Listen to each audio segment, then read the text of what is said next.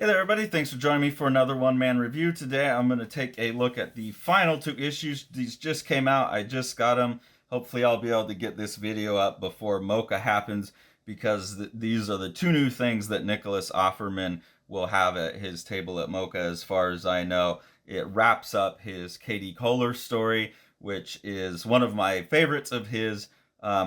If you haven't seen my other Nicholas Offerman videos or watched my big 3-part interview with him, please go do that and kind of get a sense of what his work's about.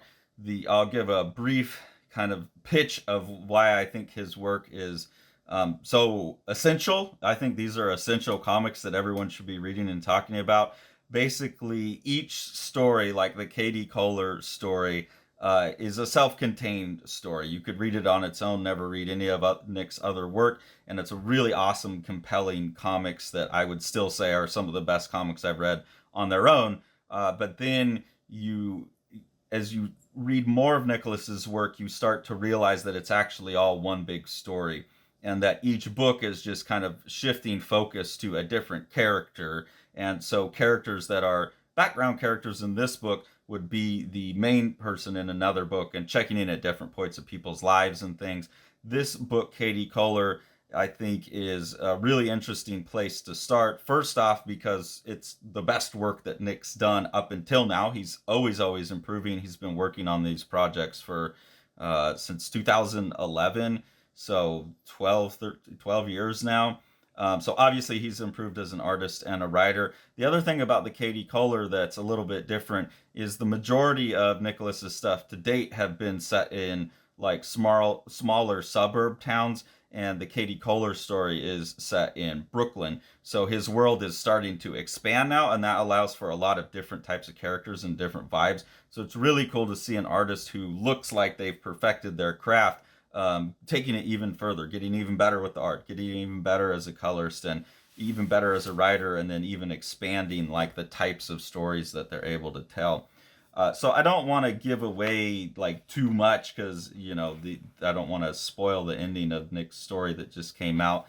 But to give you a sense of what the KATY CHOLER story in specific is about, you have KATY CHOLER. She's obviously the main character. Katie's not the nicest person in the world. She's kind of a real pain in the ass to deal with, but she's trying to get back together. She's trying to put her band back together. She was the reason that they broke up, but she's trying to get them back together now a year or so later, and that's like the premise of this whole series. And these last two issues are showing how that goes for Katie, and I'll talk about it a little bit about it without trying to give it too much away. So this chapter opens with Katie's phone ringing, and it's got Rob Zombie's Dragula on it. There's always these fun little character details like that.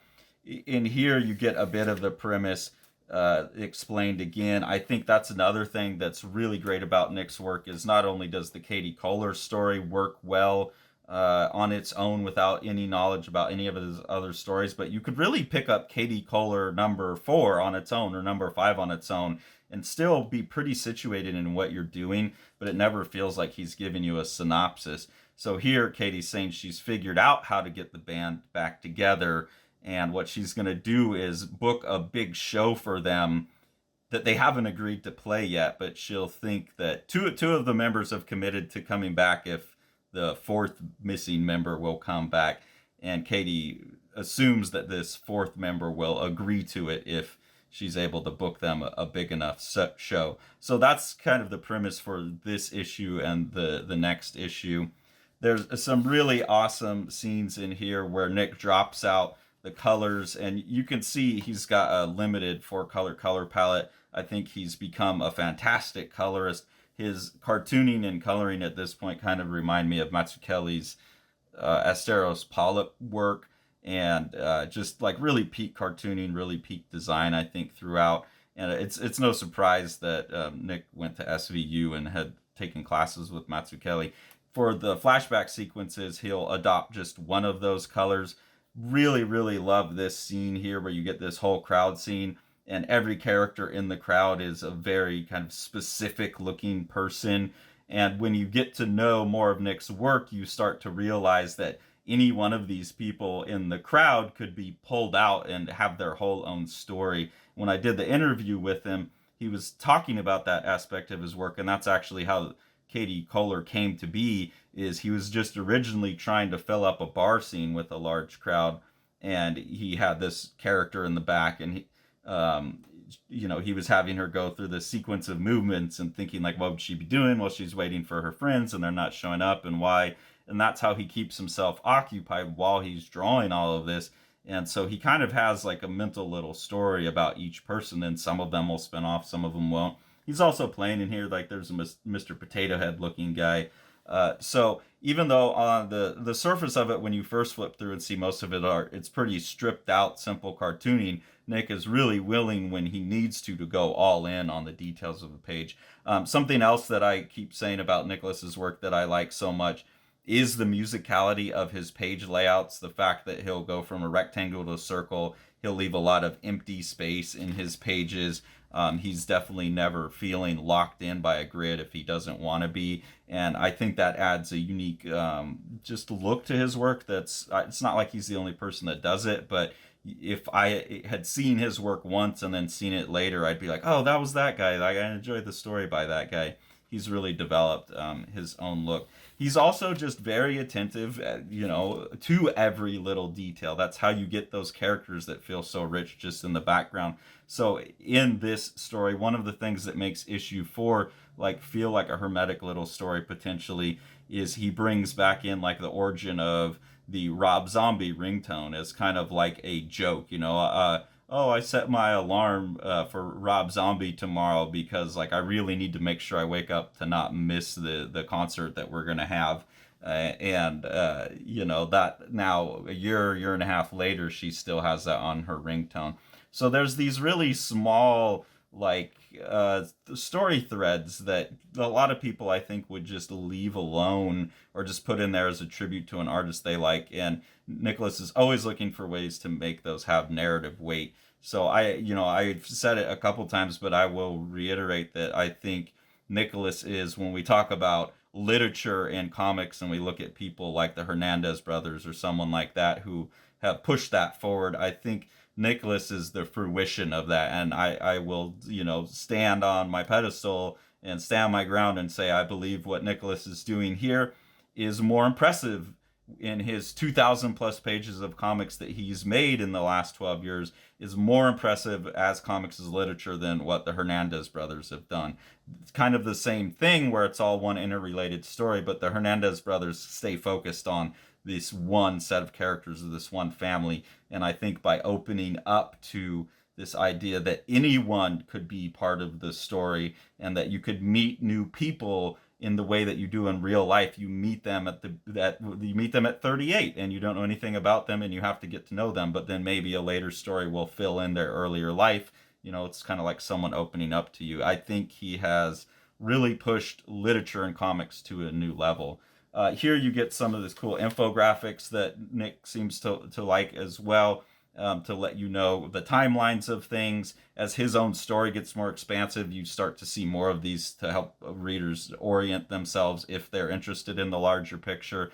This is the KATY here. This is the band that KATY's trying to get back together. They're all a KA name, and he's kind of playing on Stephen King's Ka that he uses in his stories as well. So one of the characters is reading the Dark Tower series and is lending it to KATY. And I know from talking to Nicholas, he's a big fan of Stephen King. So just a lot of little fun Easter eggs like that. Then in most of Nicholas's books, you get some backup stories as well. He's so prolific that he's obviously doing little cartoons at work, and he's got 2 or 3 stories going at once, so he doesn't get bored.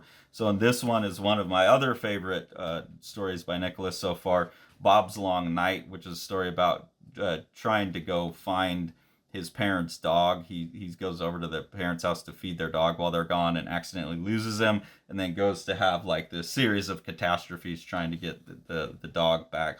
Bob is also an important bit player in one of Nicholas's other stories, so another character that could have just been written off, but now is getting his own series. And he's just going through here, these people at the burger joint are like gonna poison him as a joke. So just that kind of awful night. So that's issue 4. And then issue 5, these kind of came out at the same time. That's just how it worked with his schedule of finishing up. This tells the end of Katy's story. Again, I'll try to not give any big spoilers. So just some of the little details I find fun in here. Katy's looking for bands to open the show, and there's 4 different bands that Nicholas comes up with here. Obviously, any of these 4 could become their own book at any time. I especially hope to see Cautionary Tales, a furry hardcore band from the Bronx. So that one would be really interesting. But yeah, 4 different bands with kind of their own ethic and aesthetic are in these pages that she's looking at here. Just some really good, simple, funny writing. An example of Nicholas's writing here. Hey, name someone more arrogant than you. Mitch McConnell? Hey, name a human being more arrogant than you. No one, exactly. So a perfect, like, funny little 4-panel comic strip couched within, this greater story. That's the thing is Nicholas's stuff works so well at so many different levels, and it's so modular. Like, you could just take this out right here and know nothing about the characters, and you would know so much about Katy just from that one strip. Like, know nothing about this character, we get a good political joke, and I know that this character is supposed to be super arrogant. And that kind of like fractal writing where it works at every level that you observe it at is just part and parcel of what Nicholas is doing, and he's a real master of it. Something else that he is a real master of is conveying characters' psychological states just through page layout, just through focusing in on an expression, how the hand's moving, putting someone in a situation and making them feel isolated, all of these things. So in a lot of his work, if you just flip through it, you'll see a lot of like, oh, well, there's not a lot of dialogue here. This looks like I could flip through it pretty fast. But you never get the sense that you're being cheated of story, that this story is being kind of overly stretched out. I mean, you get a full story in 5 issues with KATY CHOLER, and it's a really densely told story, but somehow magically a lot of that density comes from these more open poetic pages. So just impressive work all along. Issue 5 here has some more of Bob's Long Night, which is always funny. The impact of the poison that he ate happens here. And then you get a couple more short comics that I don't think have anything to do with the larger Nicholas Offerman universe, but this one called Putting It Off, just a story about playing golf. And then here's just like a 1-page joke strip, a Joey Ramone comic. So for someone like me who really, once I get obsessed with the creator to the level that I'm obsessed with Nicholas Offerman's work, I always like to see everything they do. And Nicholas is obviously kind of making these things like while he's watching TV or in his free time at work or whatever, when he's not working on the actual works. He's doing little strips about the movies he likes, critiques of favorite movie series he likes. He'll get interested in a baseball player and do like a little research comic about them. So you always get some interesting extras. The coolest thing, so I'm going to do a sales pitch for Nicholas now. The coolest thing about all of this is it's 2,000 plus pages of work, and obviously if you were going to go buy it all, it's going to be a big chunk of change, and Nicholas doesn't even necessarily have copies of everything that he's done yet. So it could be really daunting to get started on this, but Nicholas has all of his work available on his Patreon, and you can get it for just $2 a month. You can get access to the entire 2,000 plus odd pages of all of these. I don't know, there's 10 or 15 now, separate, self-contained, but completely interwoven stories at least. And then there's all of these other, just kind of short miscellaneous comics he does. That's all available. Basically, his entire library of work is available on his Patreon for just $2 a month. So I would encourage everyone who watches this video, go be a patron to Nicholas Offerman. go read his stuff online. He has PDF downloads that you can get. The work is organized in a number of ways. You can get it kind of chronologically in the order he made it. You can get PDFs where it's compressed to just the KATY CHOLER, just orange, just onions. These like based on the characters or whatever. And then he also has a function on Patreon that's called collections, and he's able to collect all of his works to where you can just read them on your phone or your tablet or your desktop on Patreon without even having to download anything. I just kind of like test ran that for him. He sent it over to me to see how it worked for me on my computer, and I tried it on 3 different devices. It worked great. You can just next. It's like reading a digital comic. And you can go through and kind of, again, the work is collected in a number of different ways. And that's also allowing him to hashtag. So if you get really interested in one character, you could search through the collections and find the stories like, this is all about KATY, but the character Otto from another one of his stories shows up, and Otto's a main character in Do Geese See God, but a minor character in a couple other stories. If you really get interested in that character, you could kind of search that tag and get all the Otto stories. So I think for fans who really get invested in the sprawling mythology of just day-to-day life stuff, no real mythology, but the sprawling universe, the Nicholas Offerman universe, even if you do have all the physical issues, I still think I'll spend some time on the Patreon looking at it that way too. It's one of the things that excites me most about the work is the modular nature of it, where I could read issue 5 and not have read anything else, or I could want to read all of the pages with this one character in them. And any which way you recombine or any which order that you choose to read these in, it will work and it will unveil itself in a different light. So I think what he's doing on Patreon, as much as I would love having all of these on my shelf to be able to pull out, that's another feature for people who become fans of his work, which is really cool. And it's an awesome way for you as new readers to go super low stakes investment, just $2 a month to have access to all of this. And you could have it, you could have this all read, and then you could start filling in your physical collection as you go. So I cannot be behind this artist more. I cannot express to you how much I think this is like the best comics that have been being made in the last 10 to 15 years. It just drives me bananas that there's not more talk about what Nicholas Offerman's doing. He should be one of the most well-regarded and most important artists of our era, and hopefully that all this stuff's on Patreon, like the word can start spreading, because this is a really impressive, like I said, 2,000 plus pages already body of work, and he's not stopping. Like, this is what Nicholas loves and is going to be doing. You can tell by looking at the work, and he's someone that if you see everything he does, he only keeps getting better, and this stuff is already absolutely stellar. So please go check out his Patreon. I'll put a link to it up here, and I'll put a link at the end of the video so you can go follow it.